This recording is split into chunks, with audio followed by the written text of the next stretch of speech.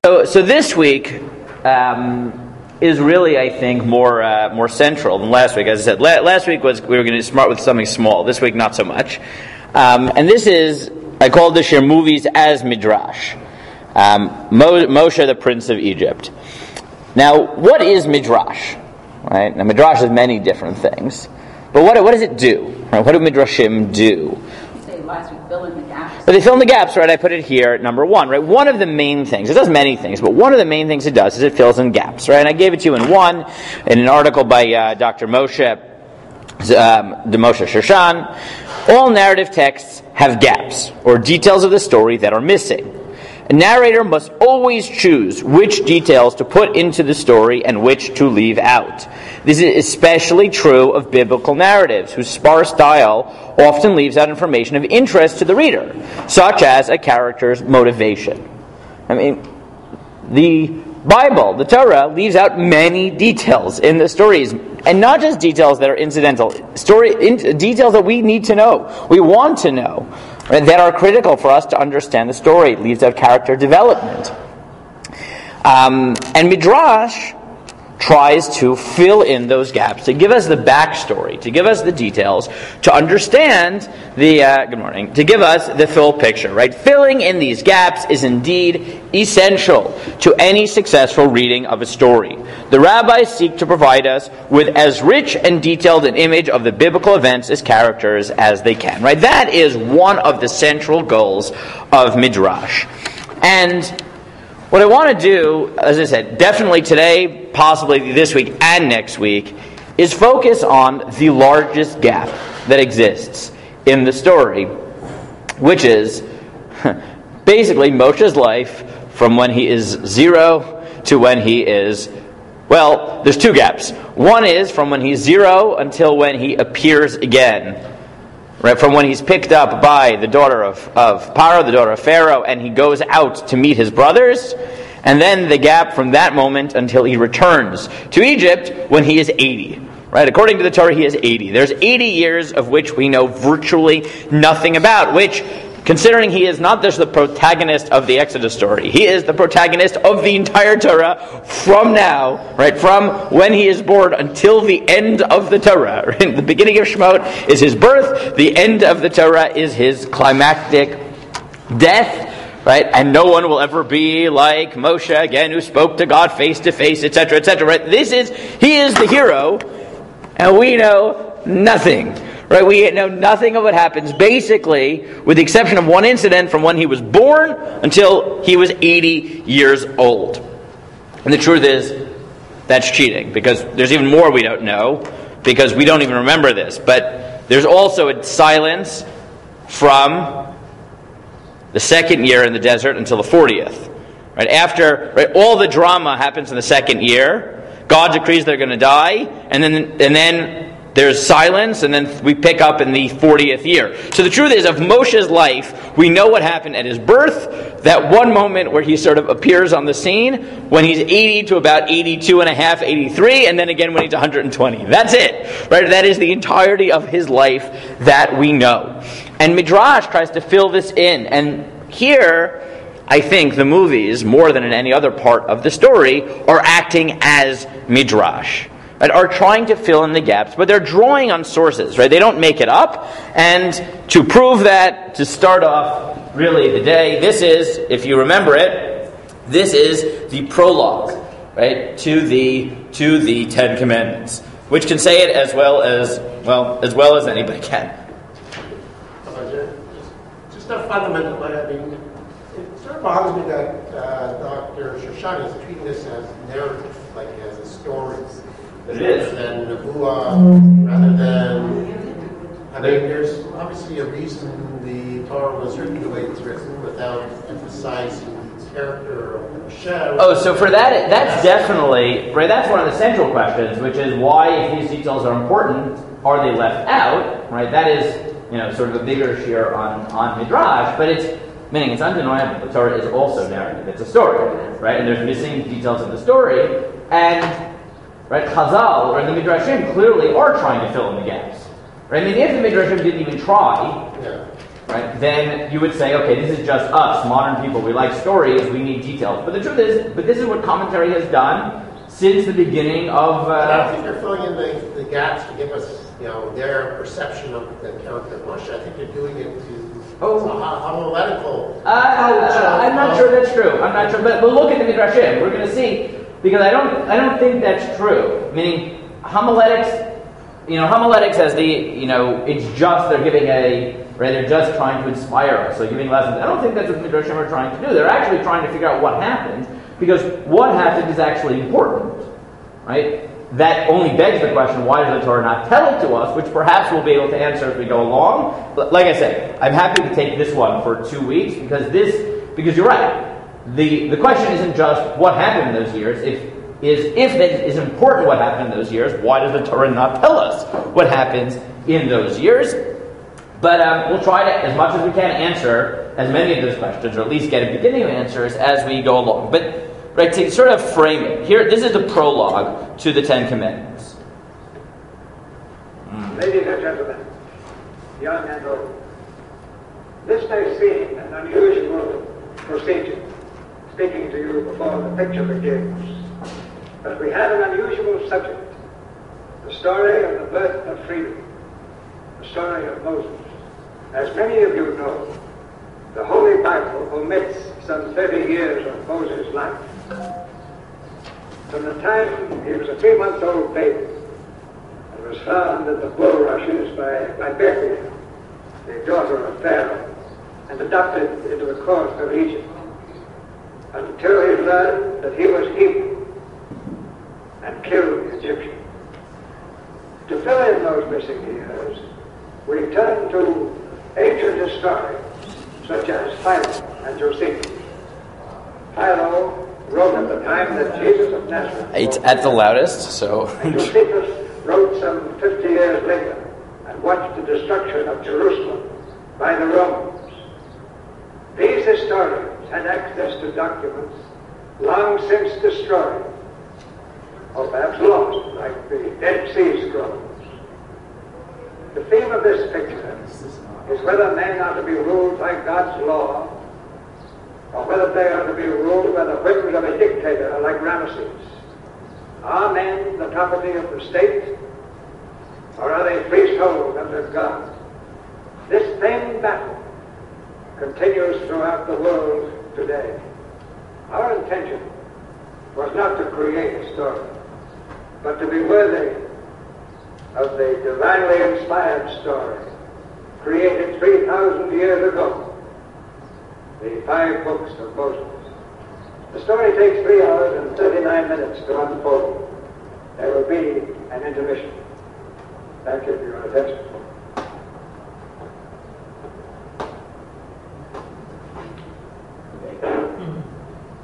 I realize what it is. This is not actually plugged in, but I don't know how to do that.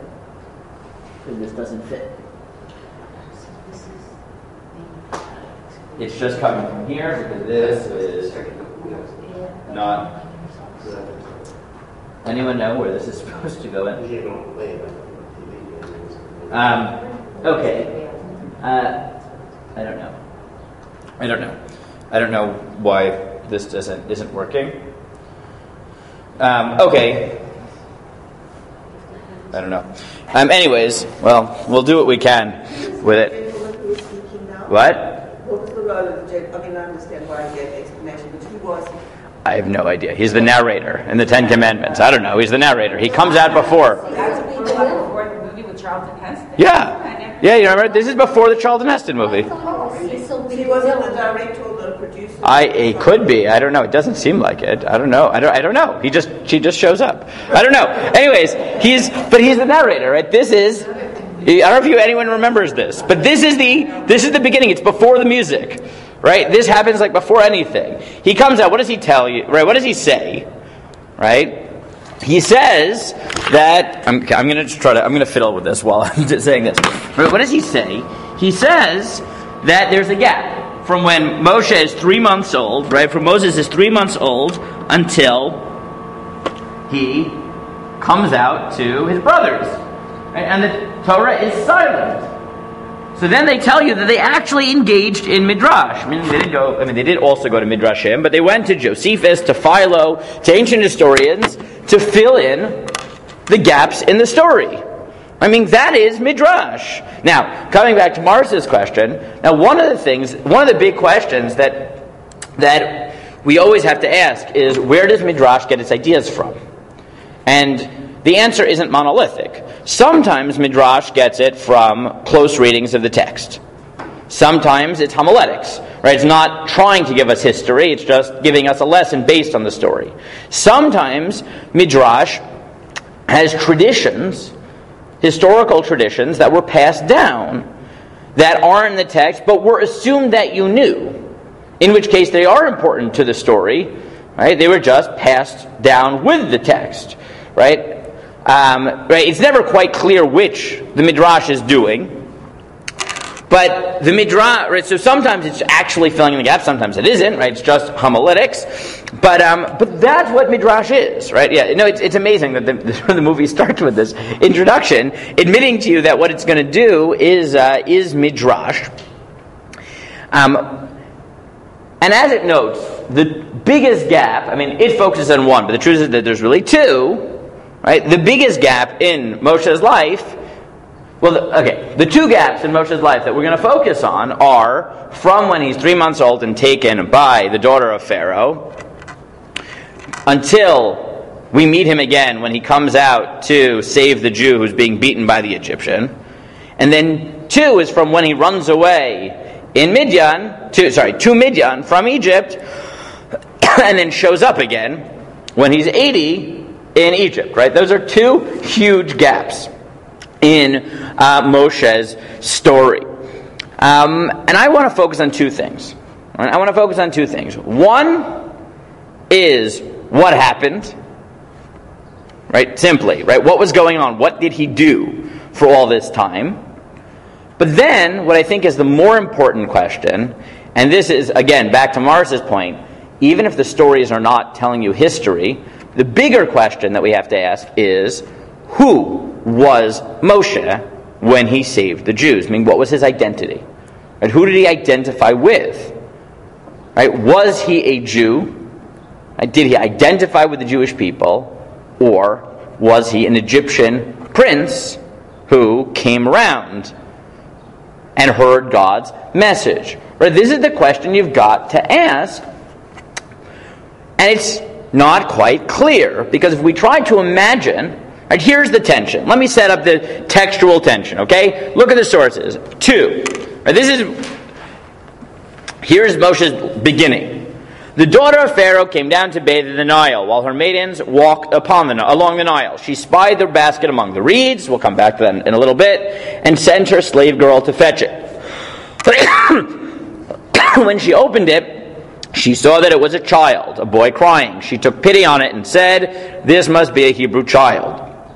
Then his sister said to Pharaoh's daughter, "Shall I go and get you a Hebrew nurse to suckle the child for you?" And Pharaoh's daughter answered, "Yes." So the girl went and called the child's mother. And Pharaoh's daughter said to her, "Take this child and nurse it for me, and I will pay your wages." So the woman took the child and nursed it. When the child grew up, she brought him to Pharaoh's daughter, who made him her son. She named him Moses, explaining, "I drew him out of the water." Okay? Famous part of the story. Now imagine, okay, he's 3 months old, and now the curtains close, and he reappears an adult. What does the beginning of his life look like? If you had to guess, what does his life look like? A prince. Like a prince. Does he know he's Jewish? I would have guessed not. I would have guessed not, because he is raised in the house of Pharaoh. What? In the princess's house. No, it says that he was brought to his... Right, he's nursed by his mother. He's nursed by his mother. Wouldn't you think, my feeling was when I read that, if he's nursed by his mother, then he's living with his mother. Well, so it sounds like actually she's coming to him, right? Working for the princess. But the question, right, that you have to pose to you is, does even the daughter of Paro, the daughter of Pharaoh, or we'll call her Batya for now, right? That's the name the Midrash gives her based on a verse in Divrei Yamim in Chronicles, and that's what the movies all give her. So let's just assume that's her name, okay? Does she know who Moshe's mother is? No, she doesn't. So She doesn't care. His mother. what? She doesn't care. But does she know? She gets, Well, I have a no and a yes. Okay, support no, support yes. She said she's taking her to the mother. Well, no, sure. So she doesn't tell her that, right? She says, "Take this." She says, "What?" So she knows it's a Jew, but does she know that this is that this is Moshe's mother? No, So I have a no. Why no? because she didn't ask. She didn't ask, right? And it sounds so. One way of reading the story, and the way I always read the story, honestly, and this still could be right. I'm not sure. Is that she had no idea. I mean, this is all serendipitous, right? Miriam goes and watches Moshe float down the river. And then she happens to end up in the palace, and then Miriam is very opportunistic. She runs in and she says, "Hey, I know a woman who's nursing. Do you need someone?" And she says, "Hey, that's a great idea." She invites this slave woman to be the wet nurse, right? This was standard, right? That you would have a slave, a servant as the wet nurse, right? So I'm looking for someone with the car number 533, Kia car, small car. anyone? Kia car 533? 533. Yeah, so you need to move your car because they are here to pick up garbage. Okay. So one possibility, right, is that, right, this is all lucky for Yocheved, for Moshe's mother, that she gets to watch her own son, but nobody knows. Moshe doesn't know, Batya doesn't know, nobody knows. Right? I mean, she knows that he's a Jew, right? We got that. But Moshe doesn't know he's a Jew, right? And Batya has no idea who exactly the mother is, right? That's sort of the way I always read the story. And it makes sense, right? You want to hide as many details as you possibly can to integrate Moshe into the palace, save him, right? Get him out, right? That's the goal. Yeah? Why would it specifically say that she called the mother? No, so clearly Miriam calls the mother, but one way of reading this is Miriam calls her mother, but doesn't tell, right, the daughter of Pharaoh that it's the mother, right? She says, "I know a wet nurse," right? And then she used the opportunity to reunite Moshe and his mother, but presumably, when's the last time then Yocheved probably sees her son? Then, when she's finished. Yeah, like 2 years old or whatever it was, right? That was about when people nursed until, right? There wasn't formula, there wasn't things like that. People nursed till about 2, maybe a little bit longer. Right? In the Talmud, the standard was considered 2 years, 24 months, right? And some people till 4 or 5, right? This was the culture, right? You didn't really have baby food, so people nursed for longer. That's one way of reading the story. Yeah. So why wouldn't you think it says when the child was born, she brought him to Pharaoh's daughter? That means that he wasn't with Pharaoh's daughter, and Yocheved wasn't nursing him. You're right. Right. It could be. So it could be that he's in Goshen. It's more like, my guess is that it's more likely she's in some sort of royal accommodation, right? But the point being that he would have been in a Jewish environment or milieu, say if it's 2 years or 2.5 years. Right, so for maybe 2.5 years, right? But how much do you remember when you're a 2-year-old, right? How many of you have memories or strong memories from when you're 2? It says grew up, doesn't say weaned. Right, so but it sounds like it means, right, like enough to be finished nursing, something like that. You're right. I mean, there's all these ambiguities, right? And this is where I think the Midrash starts picking up. Because one way of reading this whole story is that, this is all a ruse, right? The daughter of Pharaoh doesn't really realize what's going on.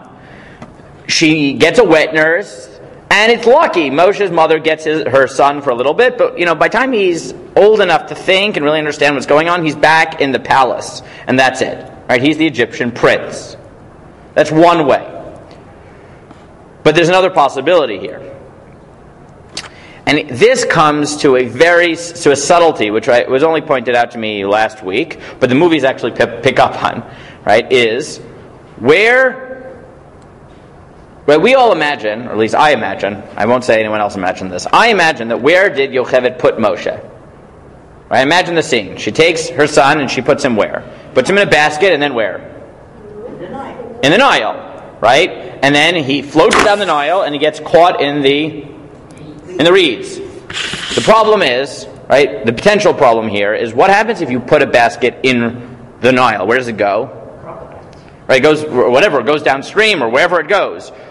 If something's in the reeds, how much does it move? It doesn't move. Also, Miriam, what does it say? Does it say Miriam followed Moshe? Yes. It doesn't say that. We all think it does. What does it say? Look, right, let's be careful. Right? This actually, you need the verses before. Moshe has it. Right? Where's Miriam? Right? Or Maris. Right? Where's Miriam? She's stationed at a distance. She's stationed at a distance watching. What does that sound like? To make sure he's okay. Yeah, but what does it sound like that she's stationed? So she must have put him in the reeds to begin with. Yeah, it sounds like Yocheved put him in the reeds, meaning stationary, in the reeds, which means he wouldn't move, which means she planned for Batya to come. Because presumably the princess of Egypt doesn't bathe where everyone else does. So if you put him immobile in the reeds, and his sister is standing still, watching him, that means that this is planned.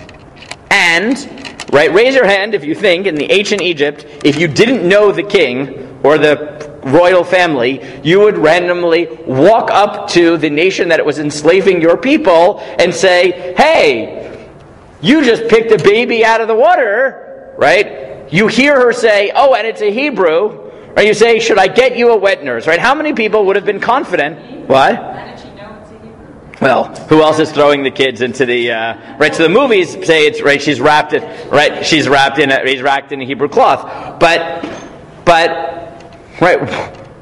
if Miriam is stationary, right, she's standing there watching, and Moshe's in the bulrushes, meaning he's not moving, and it happens to be the princess is there, that's probably because that's where she normally went, which means that this was planned. And if it's planned, and Miriam is comfortable talking to Batya, to the princess, that means she probably knew her. Which might lead one to believe that what is going on in this conversation, right, not that Batya is blind, and she says, let me get you a Hebrew, and she happens to get his mother, but it's hush, hush, wink, wink, right? Should I get you a Hebrew woman to nurse the child? And Batya says, sure, right? Knowing what's going on. So which story is it, right? Does Batya know what's going on? Does Batya know who Moshe is, who Moshe's mother is, right? Which would go a long way in explaining. Right? Let's come just for a second to number 3, the big question. Sometime after that, when Moses had grown up, he went out to his kinsfolk and witnessed their labor. He saw an Egyptian beating a Hebrew, one of his kinsmen. And the big question everyone's has to ask is, if he really is the prince of Egypt, then why does he identify with the Jews? How does he know that he is Jewish?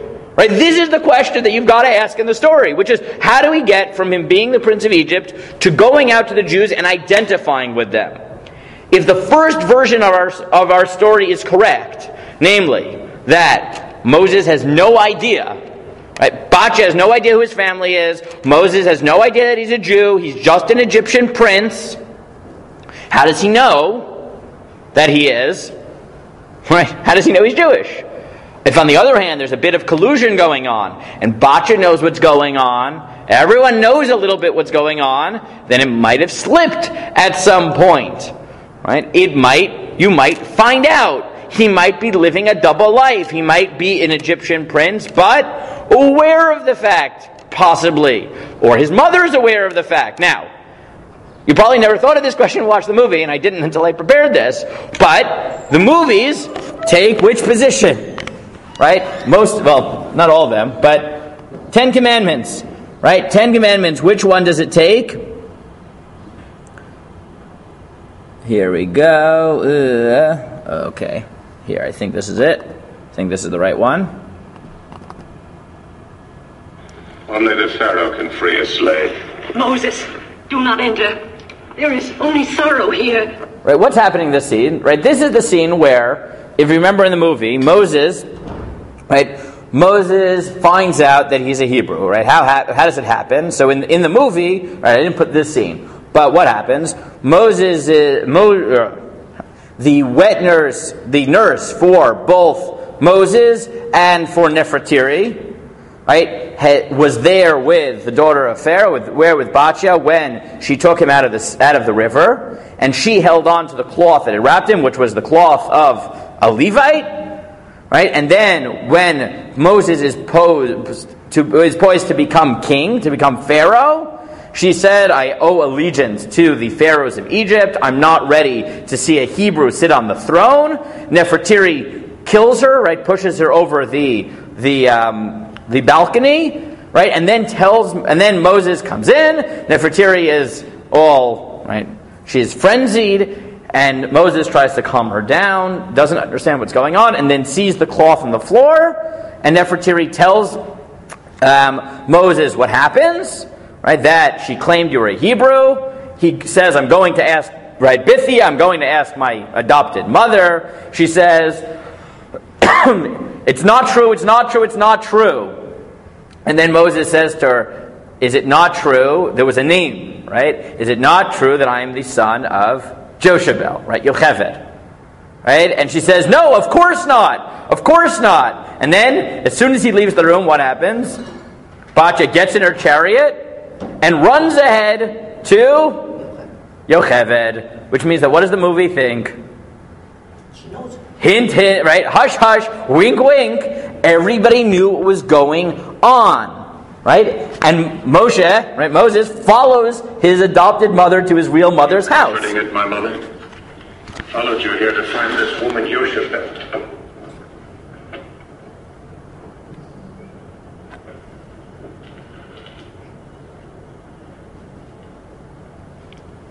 You were the woman who was caught between the stones. Until you came. My son, if you love me, you will... I love you, my mother. But am I your son? Or yours? No, you are not my son. If you believe that men and women are cattle to be driven under the lash, if you can bow before idols of stone and golden images of beasts, you are not my son. My son would be a slave. His hands would be gnarled and broken from the brick pits. His back scarred from the taskmaster's whip. But in his heart would burn the spirit of the living God. Does this God demand a scarred back and broken hands as the price of his favor? This desert God is the hope of the hopeless. Your place is in the palace halls. You have mounted to the sun on golden wings. You belong to me, to Nefertiri, to Seti, to all those who love you. To the loveless who have no hope.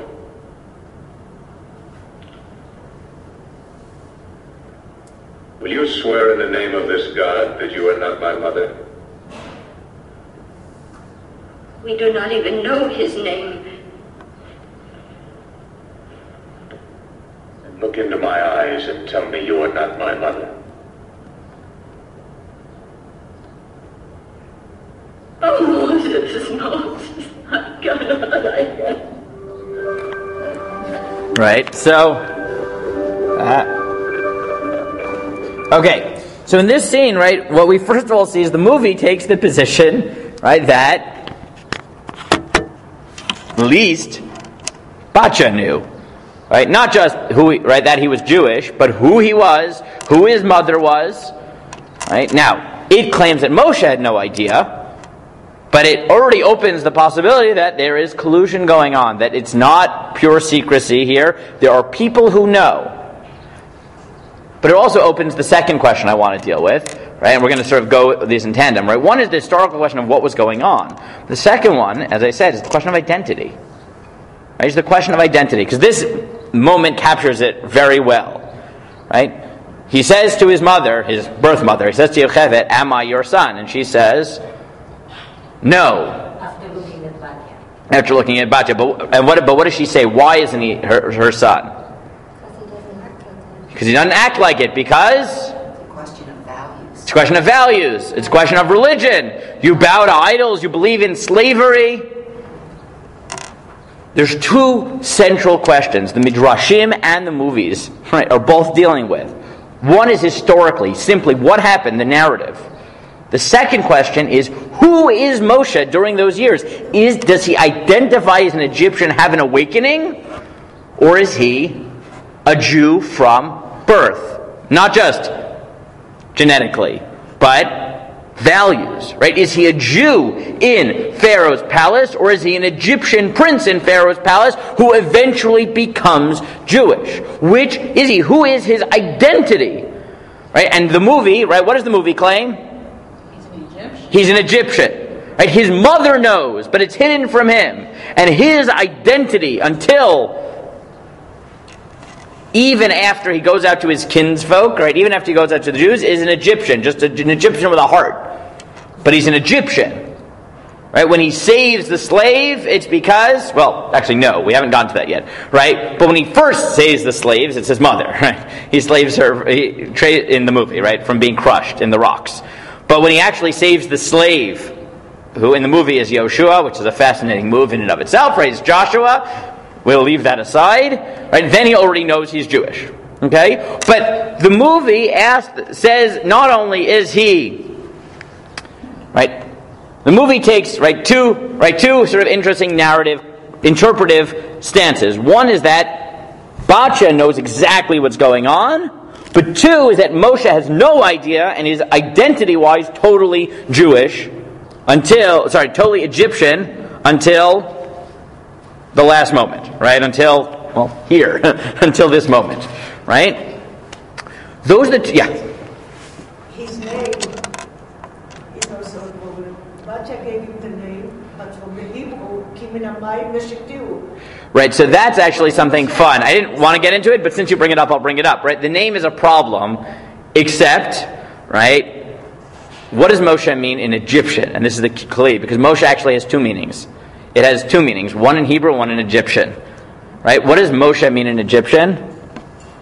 Right, this is quoted both by academics and by classical commentaries. The Netziv actually quotes this. Naftali Tzvi Yehuda Berlin. Moses means son. As in, what? What does it mean? Son. Child. As in, Ramses. Son of Ra. Right? Ramses. Moses. Right? Ra, Moses. Right? The son of Ra. Right? Moses just means son. The Torah isn't telling you why she named him. It's a midrash. It's a midrash. Yeah, so it's not Hebrew. That's the Torah is giving you a midrash. In Egyptian, she named him Moses because he's her son. Just like Ramses is Ramoses, right? Is the son of Ra. She just names him Moses, my son. The Torah is itself homileticizing Moshe's name for you and telling you in Hebrew this is what it means. The proof for that, by the way, you have to understand the Hebrew. But Moshe, it's actually wrong. Right? Moshe doesn't mean min hamayim mishitiu. Doesn't mean I drew him out of the water. What does it mean? He draws out of the water. Right? It's an active word, right? Because it's actually telling his future, not his past. Right? That he will draw the Jews out of the water in the splitting of the sea. Right? It's the Torah itself is being midrashic here, but probably the daughter of Pharaoh called him Moses in Egyptian, which means son. And that's what the Netziv says. That's not me, right? The Netziv says that his name was actually, in Egyptian, just son, right? Sonny boy, junior, right? That's what it is, right? That's what Moses means. So these are the two questions, the movies and the Midrashim, in either direction, and to the extent that the Midrashim, the movies build on the Midrashim, are trying to answer, is one, what happens? Who knows? Does he know? Does his adopted mother know? Do other people know? And two, how does he grow up? What's his identity? Is he an Egyptian Is he Jewish? Is he both?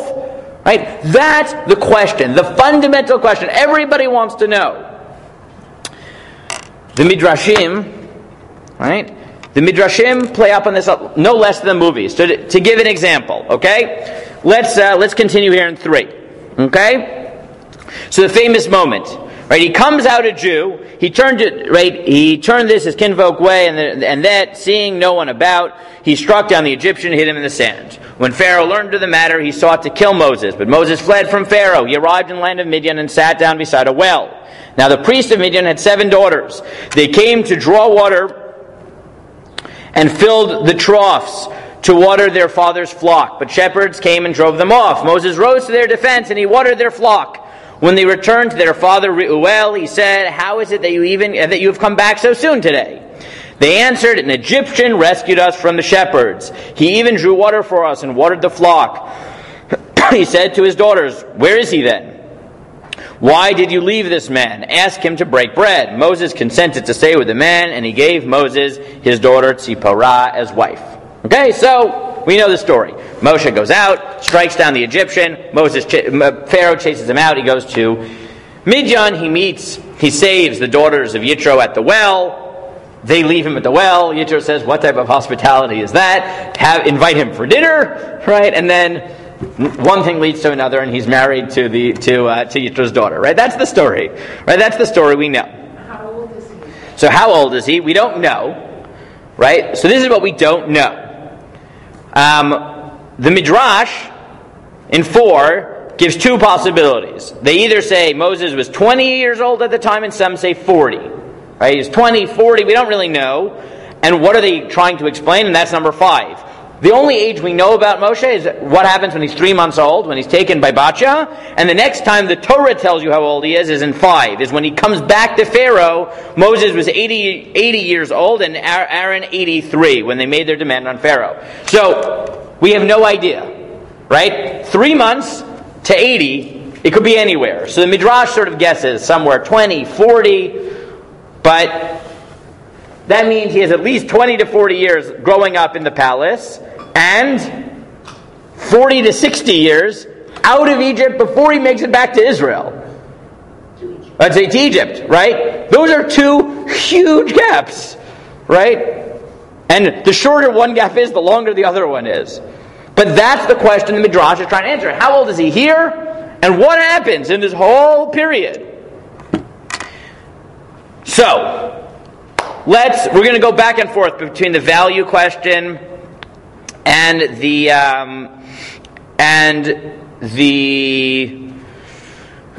the value question and the historical question. But let's for a moment take the value question. Okay, let's start with the value question. Yeah. He's behaving Jewishly. There's echoes of Rebecca at the well. So one hand, he's definitely acting Jewishly. Right? He's kind. It's a classic Jewish scene, the well. Right? The well, you meet your wife, right? This is like, you're right. He's definitely acting very Jewishly. But there's one word in it which implies that he is not so Jewish yet. One word. Egyptian. Right? That even though, you're right, he's acting Jewish, how do the daughters of Yitro perceive him? He's an Egyptian. And the Midrash picks up on this in 10. Skip to 10. Reb Levi said, Moshe said to God, Master of the universe, the bones of Joseph are entering the land, and I am not to enter the land. Right, so the Midrash takes place at the end of the 40 years. They're going into Israel. Moshe is buried out of Israel, and Joseph is buried in Israel. Right? Joseph's bones are taken by the Jews, carried for 40 years, and they're buried in Israel. So Moses turns to God and says, why does Joseph get to be buried in Israel and I don't? The Holy One, blessed be He, answered him, he who acknowledged his native land is to be buried in that land.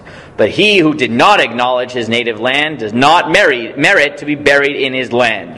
Whence do we know that Joseph acknowledged his native land? His mistress exclaimed of him, see, he is brought in a Hebrew, etc. And he did not deny it. But in addition said, for indeed I was stolen out of the land of the Hebrews.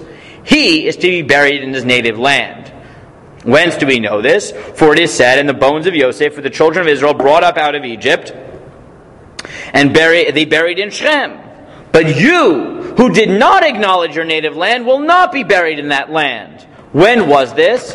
When the daughters of Yitro said, an Egyptian delivered us from the hand of the shepherds, and Moshe heard and kept silent. Therefore he is not to be buried in the land. Right, what is the Midrash picking up on? That as much as he's ethically like a Jew, right, he's the type of person you want to be a Jewish leader, identity-wise, right, value-wise, maybe he's Jewish just because he's a good person. Right? He has all the classic, but remember, and you picked up on a perfect scene. The scene at which we meet Rebecca, right? Is she Jewish yet, or just have Jewish values? She has Jewish values, that's why she gets chosen to enter the family of Avram. Right? That's where we meet Moshe. At a moment where he shows Jewish values, but culture-wise he's still an Egyptian. That's what the Midrash wants you to think. That's what the Midrash interprets this story. Right? This Midrash takes the opinion that identity-wise, who is Moshe? He's an Egyptian. He's an Egyptian, maybe with Jewish values, but he isn't yet part of the people. He doesn't yet feel that way. He isn't yet seen that way. And the Midrash, the truth is very harsh on Moshe for this. I mean, right, it's punishing him, right? It says you at that moment, but it's sort of unfair. It's sort of unfair, right? He literally was the Prince of Egypt. Right? He was just the Prince of Egypt. He didn't grow up amongst the Jews. But the Midrash is taking the claim that identity-wise, who is he? He is an Egyptian. And there's other evidence of this in the story. And it gets worse. Right? Moshe Lichtenstein, one of my teachers, pointed out that when he goes to Midian, what does he do first? Get married and then settle down, or settle down and then get married? Look at the end of 3:21, the last verse in source 3. Moses consented to stay with the man, and he gave Moses his daughter Zipporah's wife. Which came first? Stayed. Right? He stayed. Right? Where is the Midrash getting the idea that Moshe doesn't yet identify as Jewish? Because not only is he identified as Egyptian, but he agrees to stay in Midian before he has a reason to stay. Right? It's only after he settles down in Midian that Yitro says, "Hey, I have a shidduch for you. Right? I have someone to set you up with. I have a match." But the psukim, the verses almost make it sound right like it's not just he's Egyptian and not Jewish. He's Egyptian, he's ready to immigrate into Midian. He hasn't been immersed in Jewish culture. He hasn't been part of the people. Either he doesn't really know, or he barely knows, or he knows, but it isn't who he is yet. Yeah? But he has no choice but to stay in Midian. Where is he going to go? He's chased out of Egypt. For sure. Pharaoh wants to kill him. He's in the middle of the desert, so... Perfect. So you could just say, well, he's in Midian, because what choice does he have? And that might be true, but there's evidence that might also not be true. That he might actually be happy to be in Midian. Not just there because he has to be, but he's happy. What evidence would we have for that? So look at 8 and 9. Right? Well, you know what? Let's look at 9 first. Moshe names his second son. And he names him Eliezer, meaning, the God of my fathers was my help, and he delivered me from the sword of Pharaoh. Right? How does he save him from the sword of Pharaoh? He puts him in Midian.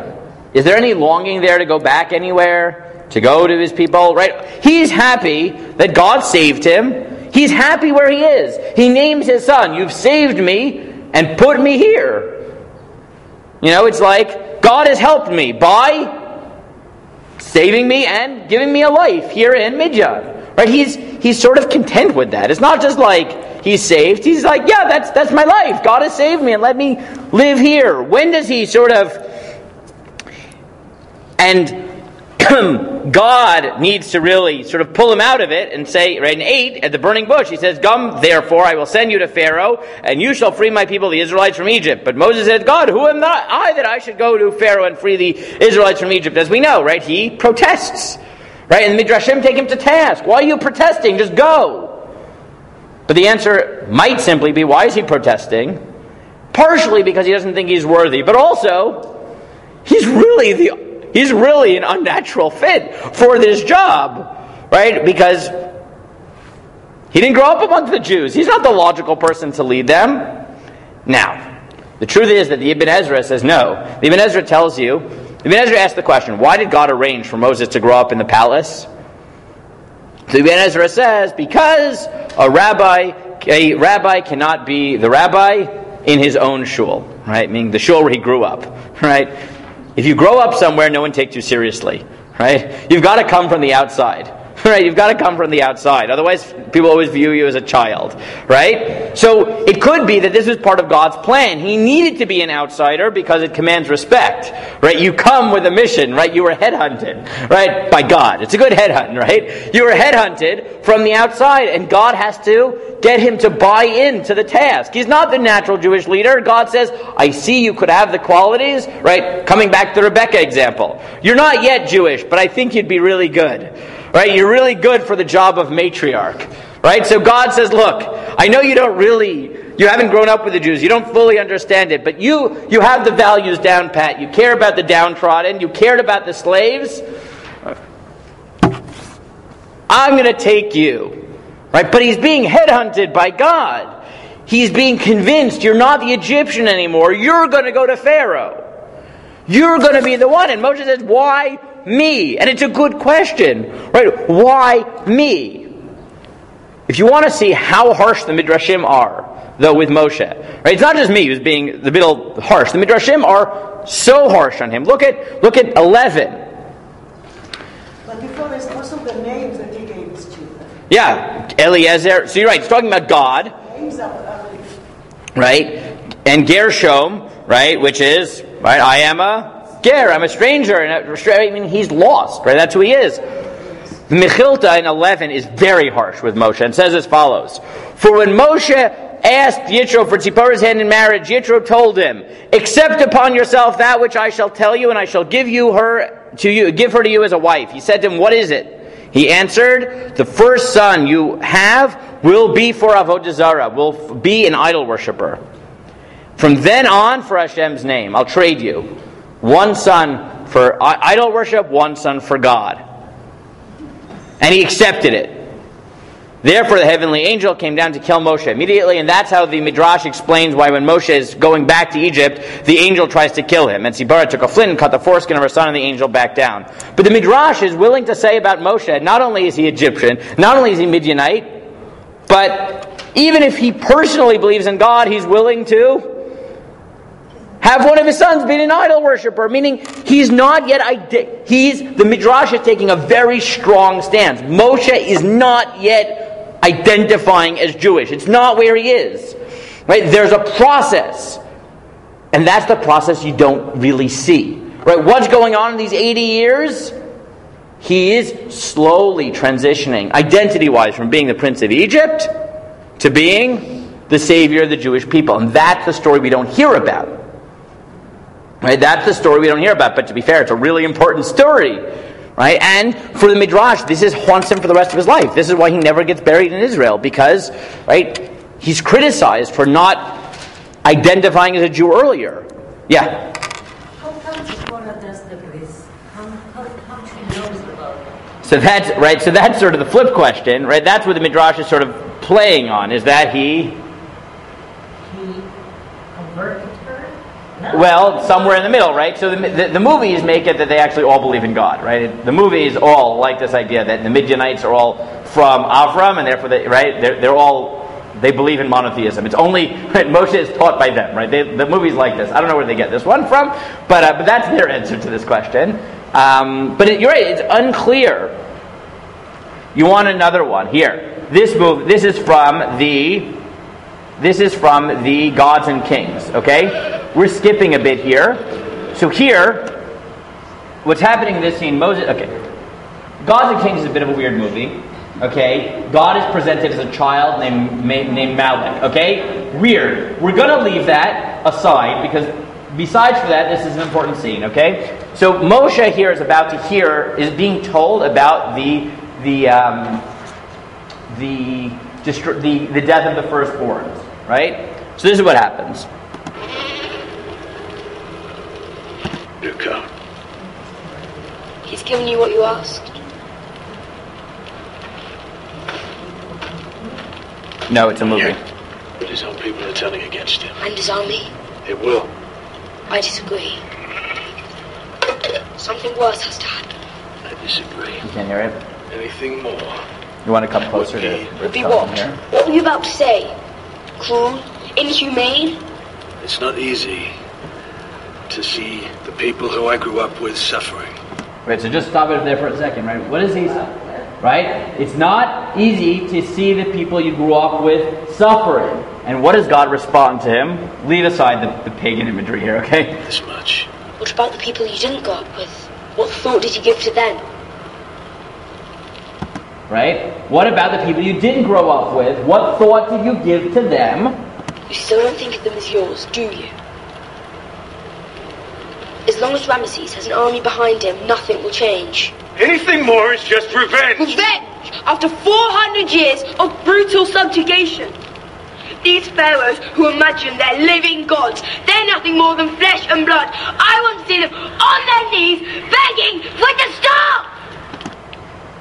It gets a bit weird. But those first, that like 10 seconds of dialogue is very powerful, right? What does he say? Right? Moses says to God, it's hard to see the people I grew up with suffering. And God says to him, what about the people you didn't grow up with? You still don't see them as yours, do you? Right? This movie, for all its problems, this scene is actually a perfect encapsulation of the Midrashic tension.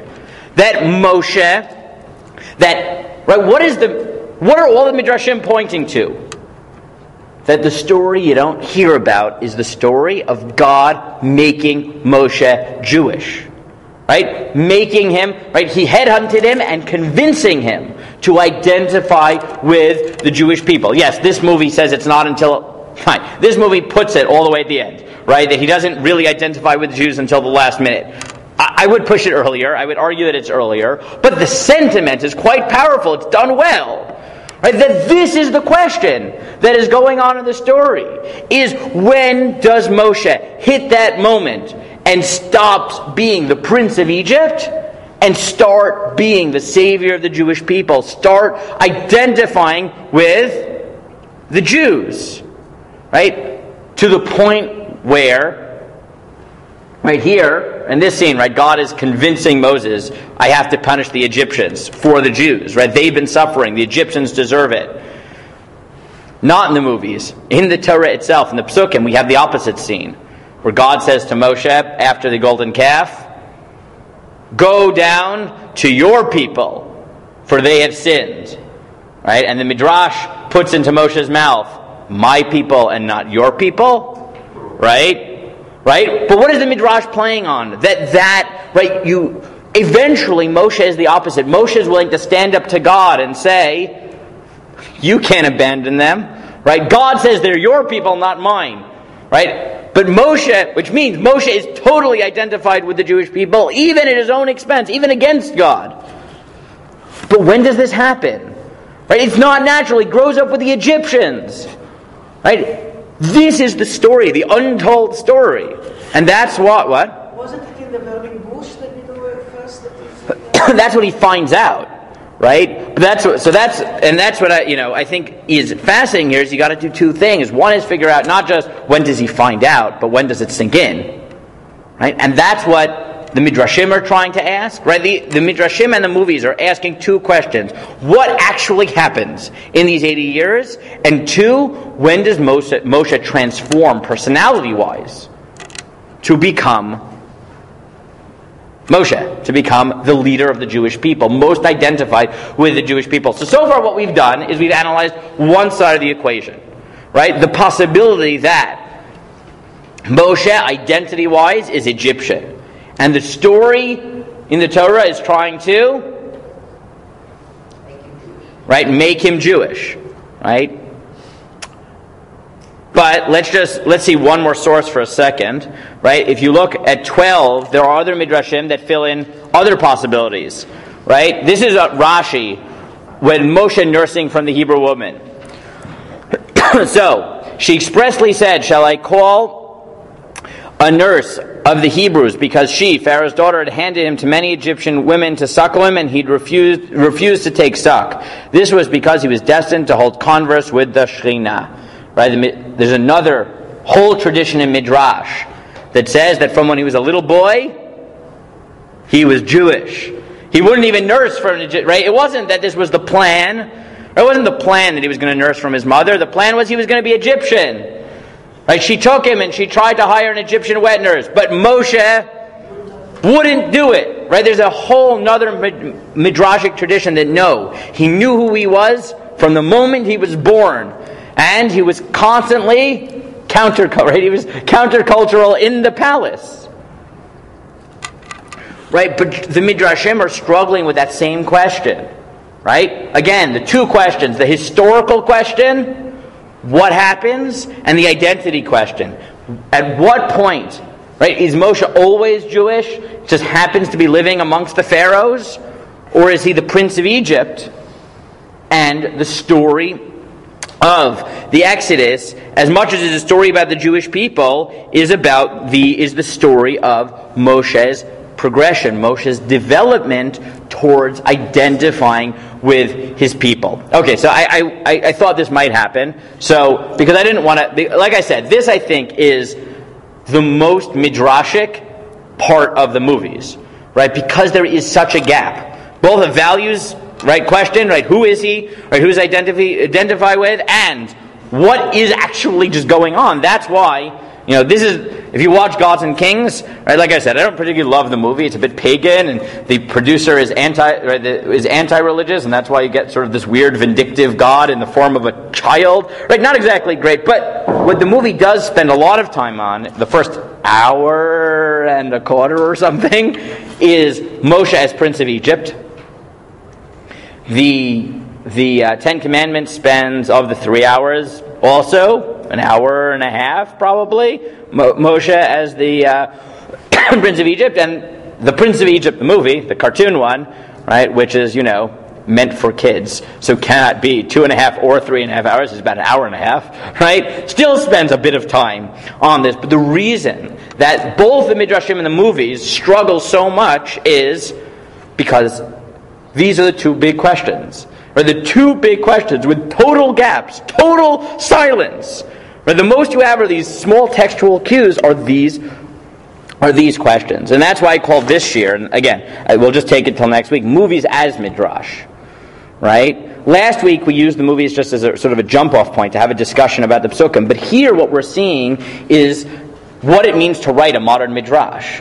Right? The movies are no less than a modern Midrash. That's what they are.